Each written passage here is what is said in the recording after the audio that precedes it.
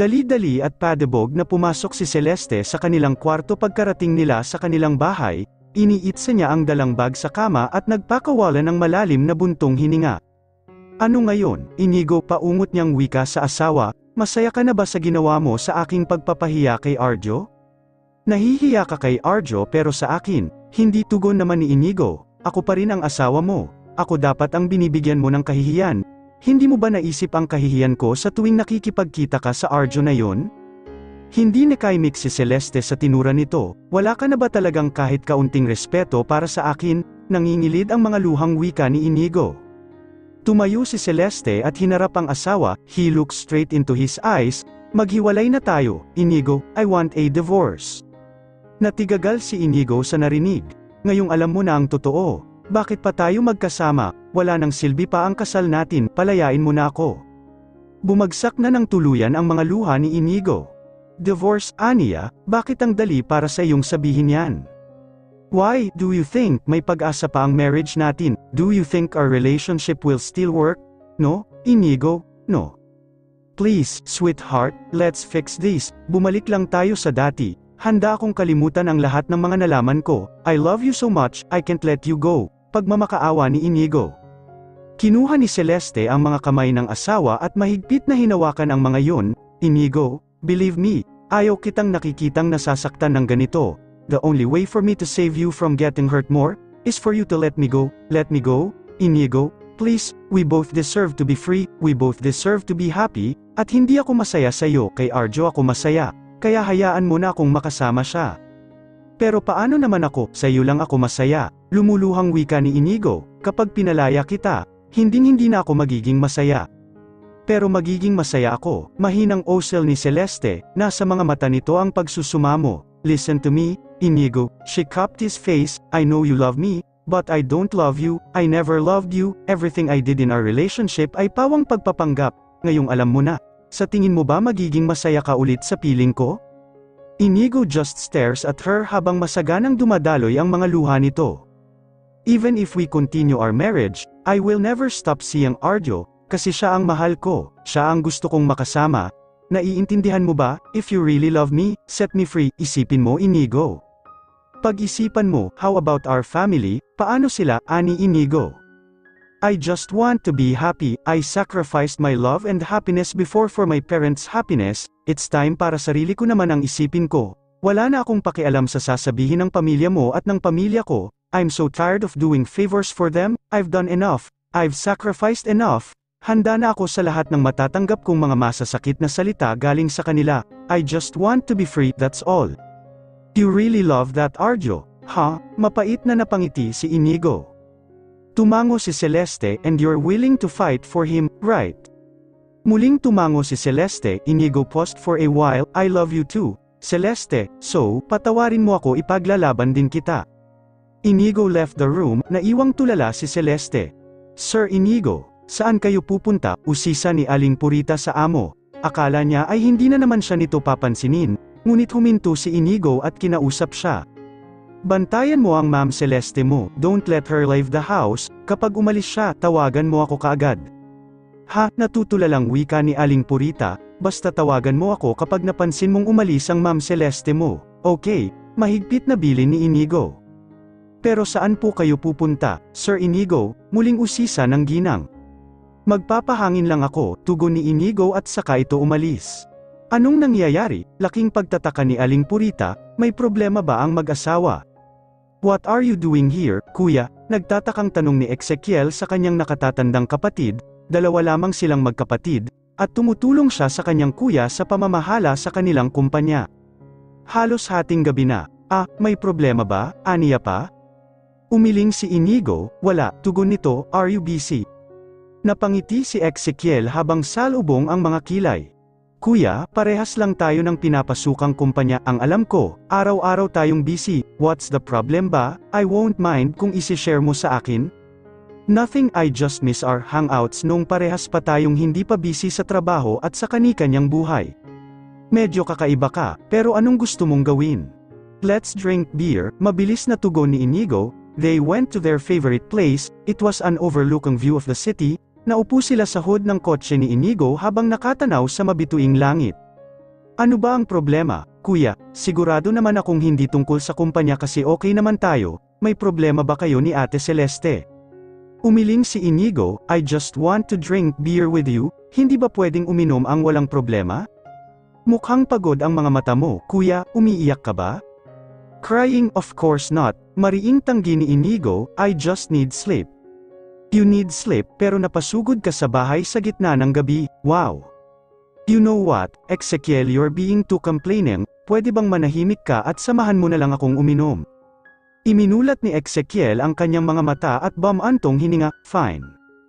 Nakaubos sila ng kalahating case ng beer bago magpasyang umuwi. Pwede bang dito muna ako matulog, ma? Lambing ni Inigo sa ina nitong si Merlita. Imbes na sagutin ang tanong ni Inigo ay naghiling sa bunsong anak si Merlita, umiinom ba kayong dalawa, usisa niya rito?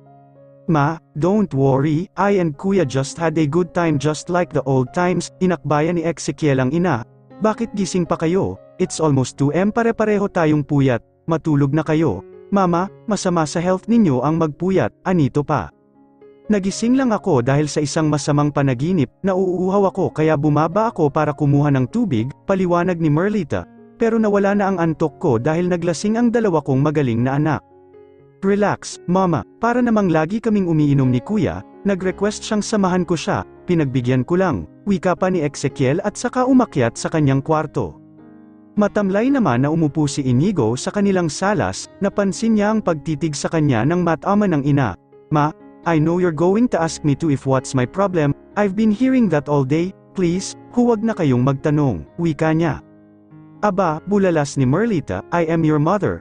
Bakit ako pa ang pagbabawalan mong magtanong kung may problema ka? Anito, kilala kita, Inigo, hindi ka magpupunta rito at iinom kung wala kang problema.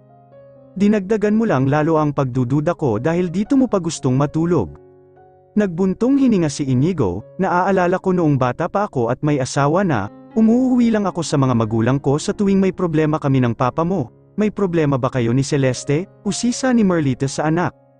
Ma, wala, tugon ni Inigo, hindi ba pwedeng na-miss ko lang kayo bigla? Hay nako, Inigo, ginagawa mo namang tanga ang sarili mong ina, ani Merlita, kung ano man ang problema ninyo ni Celeste, ayusin ninyo kaagad. Matatanda na kayo, 3 taon na kayong kasal, hindi magandang tingnan na umuuwi ka rito dahil may problema kayong dalawa. Wala nga kaming problema, ma, paungot na wika ni Inigo. Napailing si Merlita, umuwi ka na, Inigo, kayo ang mag-usap ni Celeste, ang problema, inaayos, hindi tinatakasan. Napabuntong hininga na naman si Inigo, hindi talaga maniniwala ang ina niya sa kanya. Fine, mom, aniya, tumayo siya, niyakap niya ang ina at hinalikan sa noo. Bibisita na lang ako rito sa ibang araw, isama mo si Celeste, wika ni Merlita. At kailan ba ninyo kami bibigyan ng apo? Anito pa, I am already 65, and your dad is 70, hindi kami pabata ng pabata, gusto naman naming maranasan na magkaroon ng apo bago kami mawala sa mundo, bigyan na ninyo kami ng apo. Napakamot sa batok si Inigo, malapit na, ma, maikling tugon niya, hindi lang alam ng kanyang ina na matagal na niyang gustong magkaroon ng anak. Siguro kung mayroon lang silang anak ni Celeste, hindi na ito mag-iisip na iwan pa siya, wala siyang ni anuman na pinanghahawakan para manatili sa kanya si Celeste. Umuwi siya kagaya ng payo ng kanyang ina, naabutan niya si Celeste. Pinagmasdan niya ito ng matagal, hinaplos niya ang pisngi nito, he kissed her forehead, how he misses her so much, kahit pa sinabi nito na puro lang ito pagpapanggap sa buong pagsasama nila, hindi pwedeng hindi naging masaya sa piling niya ang asawa. Ginawa niya ang lahat mapaligaya lang ito, he kissed her lips, sa ginawa niyang iyon ay nagising si Celeste, what are you doing, wika nito sa kanya. Kita niya sa mukha nito ang disgusto, I'm kissing you, anong masama doon? Natakpan ni Celeste ang ilong, naamoy niya ang hininga ni Inigo, uminom ka na naman, ano, Inigo, alcoholic ka na ba? I just want to manhid the pain, tugon ni Inigo. Umiiling na napabuntong hininga si Celeste, matulog ka na, anito, matutulog na rin ako, ilang oras na lang umaga na, ayaw kong pumasok ng opisina na lutang. Tumigilid siya at tinalikuran ng asawa, I miss you, pabulong na wika ni Inigo, hinagkan niya ang balikat ng asawa. Ano ba, Inigo, naiinis na saway sa kanya ng asawa, I wanna sleep, okay. Ano, ani Inigo, nasa tono niya ang disappointment. Pagod ka na naman, yun ba? Sinasabi mo? Celeste, pagod na rin ako, pagod na? Iyon naman pala, kung pagod ka na, palayain mo na ako, tugon ni Celeste. Pagod na ako, kakainig sa excuses mo, every time I want to make love to you, wika ni Inigo, I'm your husband, may responsibilidad ka sa akin. Napaawang ang lobby ni Inigo, kukuha pa sana siya, ngunit sinunggaban na siya ng halik ni Inigo. Mabilis na nakuha ni Inigo ang kanyang mga kamay at ipinangko pataas. Inigo went off top of her, preventing her from moving. He's taking her now, even if it's against her will. He's so tired of her saying she's tired. Inigo continued kissing her hanggang sa maramdaman niyang hindi na lumalaban pa si Celeste, napatigil siya sa ginagawa nang marinig ang munting pag-iyak ng asawa. He looked at her, lumuluha ito at nakatingin sa kisame. Bigla siyang nakonsensya sa kanyang ginawa, he loves her, he shouldn't force himself on her, it was wrong in every level. I'm sorry, wika niya, nasapo niya ang mukha, binalot ni Celeste ang katawan ng kumot, at saka muling tumigilid at tumalikod kay Inigo, habang tahimik pa ring umiiyak.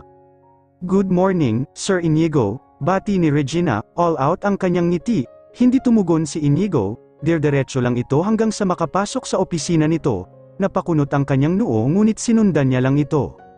Buti naman nakapasok na kayo, sir, na-miss namin kayong lahat dito, dugtong pa ni Regina, wala pa ring imik si Inigo, tiningnan ni Regina ang kanyang kwaderno, sir, may meeting po kayo kay Mr. George mamayang 10 AM, tapos kay Mr. Howell mamayang 1 PM.